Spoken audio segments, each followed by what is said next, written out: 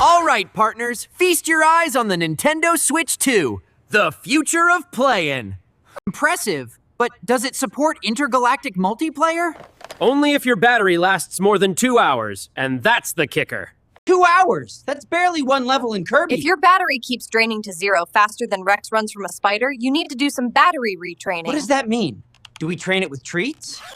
Nah, it's simpler than that. A lot of these systems sat in a warehouse for 6+ months. That messes with lithium-ion batteries. They're like Jesse before coffee, unpredictable. Now, if your Switch 2 has battery bulge, stop immediately and contact Nintendo. That's a different rodeo. They'll replace it for free and even cover shipping. Free! That's my favorite number. But if it's just draining fast, here's how you retrain it. First, turn off that 90% charging limit setting. Like, sacrifice it for the greater good? Exactly. Then plug it in, leave it alone, let it charge to 100%. Don't touch it. Do that a couple more times? Congrats! You've retrained your battery, and now it should last as long as it was meant to. I feel like we just beat a boss level. Battery issues? Fixed. Game time? Unlimited. Now go retrain that Switch. And remember, subscribe for more toy-tested tips and fun.